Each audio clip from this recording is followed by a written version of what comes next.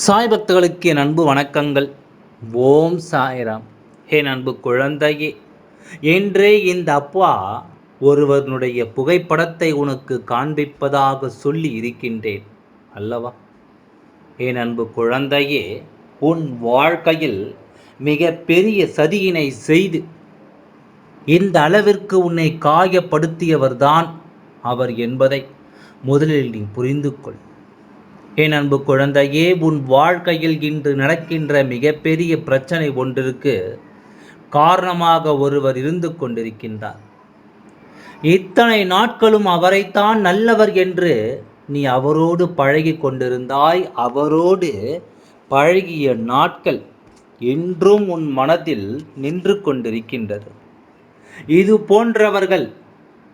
போன்ற ஒரு சூழ்நிலையை உன் வாழ்க்கையில் ஏற்படுத்தி கொடுத்து விடுவார்கள். இத்தனை கஷ்டங்களை உனக்கு கொடுப்பார்கள் என்று நீ எதிர்பார்க்கவில்லை. ஆனால் இன்று அது நடந்து விட்டது. என் குழந்தைக்கு ஏகப்பட்ட மன வருத்தத்தை கொடுத்து விட்டது. அவர்கள் செய்த விஷயங்கள் சாதாரண துரோகங்களோடு நின்று விடவில்லை. அதற்கு மேல் சென்று உனக்கு ஏதேனும் தீவினைகளை செய்துவிட வேண்டும் என்று அவர்கள் நினைத்து விட்டார்கள். நான் உன் அப்பா உன்னோடு இருப்பதை அவர்கள் உணரவில்லை. உன் சாயப்பா எப்பொழுதும் உன்னை பாதுகாப்பாக காத்து கொண்டிருக்கின்றேன் என்பதை அறியாமல் அவர்கள் செய்கின்ற வேலையை எல்லாம் செய்ய ஆரம்பித்து விட்டார்கள். நானும் என்னதான் அவர்கள் செய்துவிடப் போகின்றார்கள் என்று பார்த்து கொண்டிருந்தால் அவர்களினுடைய ஆட்டம் எல்லையை தாண்டி விட்டது. அவர்கள் தான் செய்வது சரி என்று நினைத்து செய்து கொண்டிருக்கிறார்கள். எத்தனையோ அன்போடு பழகிய ஒரு உறவு என்று உன்னை அழிக்க வேண்டும் என்று துணிந்து நின்று கொண்டிருக்கின்றது. தவறு என்பது அவர்கள் பக்கம்தான் இருக்கின்றது. நான் நன்கு அறிந்த விஷயம்தான். அதனால் நான் உன்னோடு உனக்காக பேசிக்கொண்டிருக்கின்றேன். என் குழந்தையின் மனவேதனையை போக்கிவிட வேண்டும் என்று உன் அப்பா ஓடோடி வந்திருக்கின்றேன். உனக்கு செய்வினைகள் செய்திருப்பார்களோ என்ற அச்சம் உன் மனதிற்குள் இருந்து கொண்டிருக்கின்றது.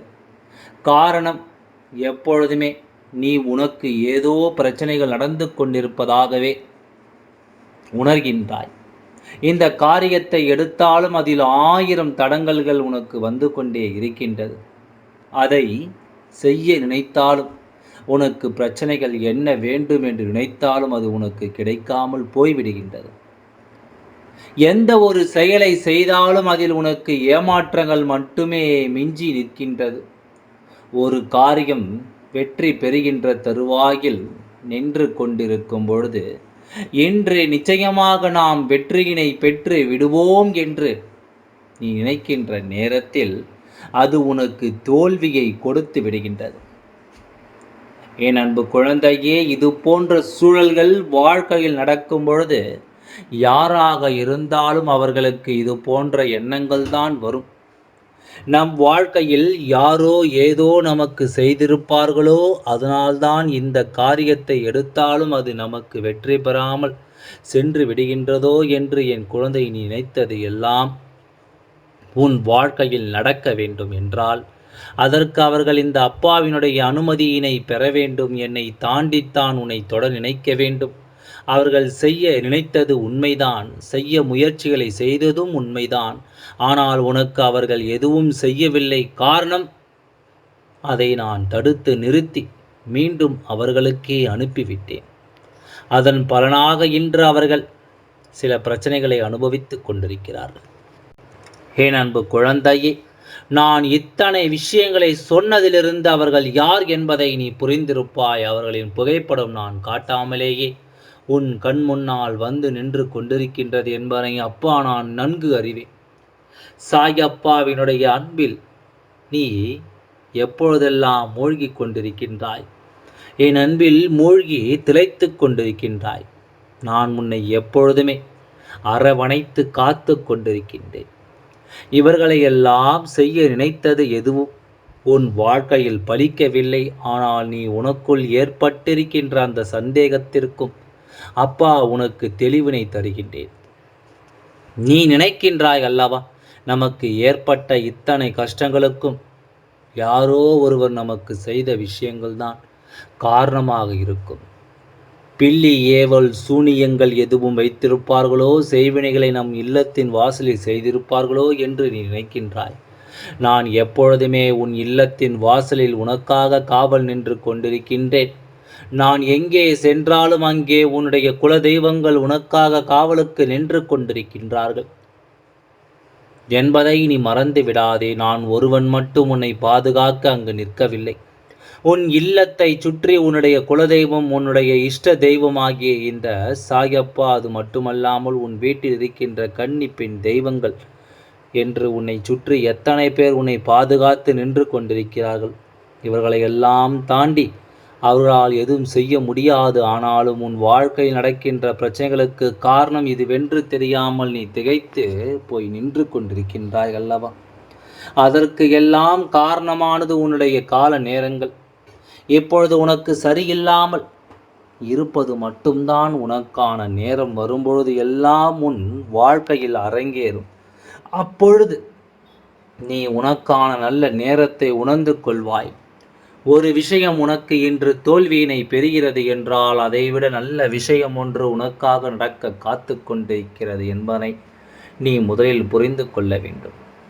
எல்லாவற்றிற்கு பின்னாலும் ஒரு காரணம் இருக்கும் என்பதை நீ உணர்ந்து விட்டாயானால் நிச்சயமாக உன் வாழ்க்கையில் உனக்கான நல்ல விஷயங்கள் எல்லாம் ஒவ்வொன்றாக நடக்கத் தொடங்கும். எதுவாக இருந்தாலும் அது நடக்கவில்லை, இனி எங்கே நடக்கப் போகிறது என்ற சந்தேக பார்வையை நீ தூண்டிவிடக்கூடாது. எதுவாக இருந்தாலும் அது நடக்கும்.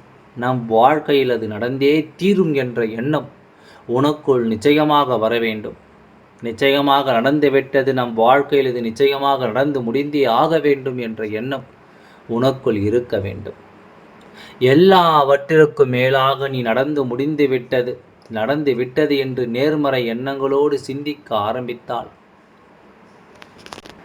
எல்லா நேர்மறை எண்ணங்களோடு உன் வாழ்க்கையில் நடக்க இருக்கின்ற நிகழ்வுகளும் நல்லபடியாக நடக்கும். எதிர்மறை எண்ணங்கள் எல்லாம் உனக்குள் இருந்து உன்னை விட்டு விலகி சென்றுவிடும். என் அன்பு குழந்தையே, நேர்மறை எண்ணங்கள் எதிர்மறை எண்ணங்கள் இரண்டிற்கும் நடுவில் நடக்கின்ற போட்டியில் நீ எதை உன் கையில் எடுக்கின்றாயோ அதுதான் உனக்கு வெற்றியை கொடுக்கும் என்பதை நீ மறந்து விடாதே. நேர்மறை எண்ணங்களை கையில் எடுத்தால் வெற்றியை பெற்று சந்தோஷம் அடைவாய். எதிர்மறை எண்ணங்களை கையில் எடுத்தால் வாழ்க்கையில் நிச்சயமாக தோல்வியை தழுவாய். அப்பா உனக்கு சொல்கின்ற இந்த வாக்கு உன் வாழ்க்கையில் நிச்சயமாக உனக்கு நல்ல முன்னேற்றத்தை ஏற்படுத்தி கொடுக்கும். சாயப்பாவே நினைக்கும் பொழுதெல்லாம் ஒன்றை நினைத்து நமக்கு யாராலும் எந்த ஒரு வினைகளையும் செய்துவிட முடியாது. செய்ய நினைக்கின்றவர்களை நாம் அப்பா விரட்டி அடித்து விடுவார் என்று அவர்களை கண்ட பிறகு நீ நிச்சயமாக ஒன்றை மட்டும் நினைவில் வைத்துக்கொள். யார் உனக்கு இது போன்று செய்ய நினைத்தார்கள் என்பதை நீ நன்றாக உணர்ந்தாய் அல்லவா? உன்னுடன் இருந்து உன் வாழ்க்கையை அழிக்க நினைத்தவர்கள் அவர்கள் என்பதை நீ புரிந்து கொண்டாய் அல்லவா? இனிமேல் அவர்களிடம் எப்பொழுதும் இனி சற்று எச்சரிக்கையாகவே இரு. எச்சரிக்கை உன் வாழ்க்கையில் எப்பொழுதும் அவசியம். மனிதர்களுடைய மனம் பச்சோந்தி போல எப்பொழுதும் எப்படி மாறும் என்று யாருக்கும் தெரியாது. கவனமாக இருந்து கொண்டால் என் குழந்தைக்கு வாழ்க்கையில் நடக்கின்ற எல்லா விஷயங்களும் சுகமாகவே நடக்கும். என் குழந்தைக்கு இந்த அப்பாவினுடைய ஆசீர்வாதங்கள் எப்பொழுதும் இருந்து கொண்டே இருக்கும் என்பதில் எந்தவித மாற்று கருத்தும் கிடையாது. எல்லாம் நல்லபடியாகவே நடந்து முடியும். ஓம் சாய்ராம். நன்றி, வணக்கம்.